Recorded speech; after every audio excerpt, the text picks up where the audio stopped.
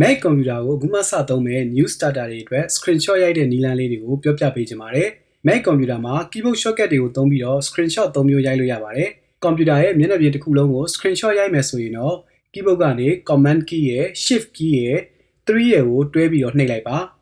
။ဒါဆိုရင်အခုလိုမျိုးမျက်နှာပြင်တစ်ခုလုံးကို screenshot ရိုက်သွားပါပြီ။နောက်တစ်ခုကတော့မျက်နှာပြင်တစ်ခုလုံးမဟုတ်ဘဲနဲ့ကိုလိုချင်တဲ့နေရာလေးကိုပဲကွက်ပြီးတော့ရိုက်ချင်တယ်ဆိုလို့ရှိရင် keyboard ကနေ command key ရဲ့ shift key ရဲ့ 4 ရဲ့ကိုတွဲပြီးတော့နှိပ်လိုက်ပါ။ဒါဆိုရင် mouse pointer ကအခုလိုမျိုးပြစ်မှတ်ပုံလေးပေါ်လာပါပြီ။ဒီပုံလေးပေါ်လာပြီဆိုရင်တော့ဖိထားတဲ့ key အားလုံးကိုလွှတ်လိုက်လို့ရပါပြီ။ပြီးရင်တော့ mouse ကနေဖြစ်ဖြစ် trackpad ကနေဖြစ်ဖြစ် screen ပေါ်ကကိုလိုချင်တဲ့နေရာကိုပဲကွက်ပြီးတော့ဆွဲချလိုက်ပါ။ဒါဆိုရင်အဲ့ဒီနေရာလေးကိုပဲကွက်ပြီးတော့ screenshot ရိုက်သွားပါလိမ့်မယ်။တတိယတစ်မျိုးကတော့ကိုယ့်ရဲ့ screen ပေါ်မှာ window တွေတစ်ခုတည်းမကရှိနေတယ်ဆိုလို့ရှိရင်ကိုလိုချင်တဲ့ window ကိုပဲကွက်ပြီးတော့ screenshot ရိုက်တဲ့နည်းလမ်းဖြစ်ပါတယ်။ keyboard ကနေ command key ရဲ့ shift key ရဲ့ 4 ရဲ့ကိုတွဲပြီးတော့နှိပ်လိုက်ပါ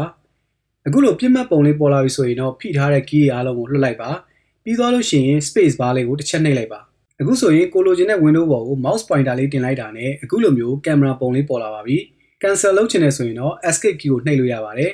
ကလစ်နှိပ်လိုက်တာနဲ့ဒီ window ကိုပဲကွက်ပြီးတော့ screenshot ရိုက်သွားမှာဖြစ်ပါတယ်ကျွန်တော်တို့ screenshot ရိုက်လိုက်တဲ့ file တွေအကုန်လုံးကို desktop ပေါ်မှာ default အနေနဲ့သိမ်းပါတယ်နောက်ထပ်နည်းလမ်းတစ်ခုကတော့ screenshot ရိုက်လိုက်တဲ့ပုံကို desktop ပေါ်မှာမသိမ်းတော့ဘဲနဲ့ကိုအသုံးပြုမဲ့ application တွေကိုတန်းပြီးတော့လည်းခေါ်ထည့်လို့ရပါတယ်။ screenshot ရိုက်တဲ့ keyboard shortcut တွေအားလုံးကစောစောကပြောခဲ့တဲ့ shortcut တွေနဲ့အတူတူပါပဲ။ဒါပေမဲ့ဒီတစ်ခါမှာတော့ control key လေးကိုပါတွဲပြီးတော့သုံးပေးရမှာဖြစ်ပါတယ်။ဥပမာအနေနဲ့ screen တစ်ခုလုံးကိုရိုက်မယ်ဆိုလို့ရှိရင် keyboard ကနေ command shift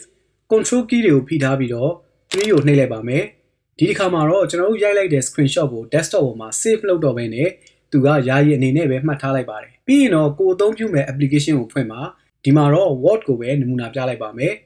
အခုဆိုလို့ရှိရင် Word ထဲမှာ command V ကိုနှိပ်ပြီးတော့မှ paste လုပ်ချလိုက်ပါမယ်